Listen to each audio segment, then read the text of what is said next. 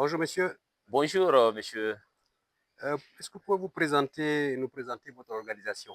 Merci beaucoup. Je suis Abdoulaye Diallo, le coordinateur national du projet NBS Forêt guinéenne, qui est mis en œuvre en Guinée par le CECI et l'UCN. Le CECI, c'est le Centre d'études de coopération internationale. C'est une organisation internationale canadienne qui travaille dans la lutte contre la pauvreté et les exclusions à travers le monde. Elle est présente en Guinée depuis 1984. Elle a exécuté plusieurs projets de développement en lien avec l'environnement, la gouvernance et l'entrepreneuriat. Ok. Euh, Nous sommes à Kindia Mm. depuis quelques jours. Oui. Quel est l'objet de la rencontre qui nous réunit ici?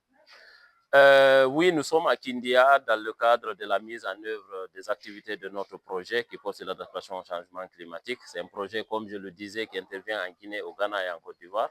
En Guinée, il intervient dans le paysage de Madina Oula et le paysage de Kounoukang. Donc, nous sommes là aujourd'hui dans le cadre d'une formation, d'un échange entre les services techniques, les partenaires techniques au développement et autres acteurs alliés avec les solutions fondées sur la nature, la biodiversité, le genre et l'inclusion sociale.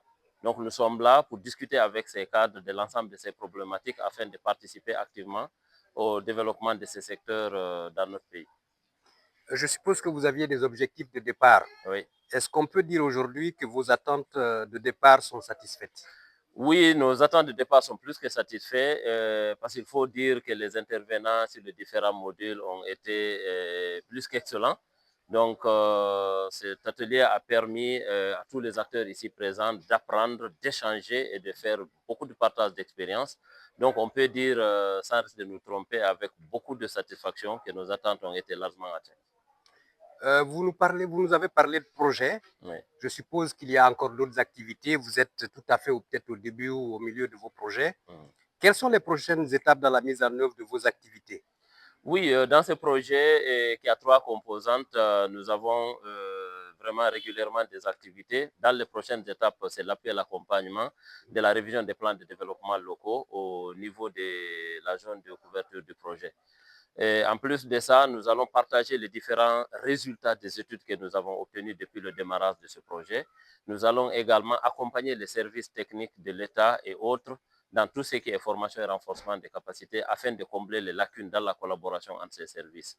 Donc, il est prévu également, dans les prochains jours et mois, de faire l'exportation des échantillons d'insectes que nous avons récoltés dans le cadre de la première composante du projet qui porte sur l'analyse de l'IADN. Nous avons déposé des pièces malaises autour du parc de Kounoukang pour recueillir des insectes afin de les analyser pour voir la biodiversité au niveau de la zone à partir de l'étude de ces insectes.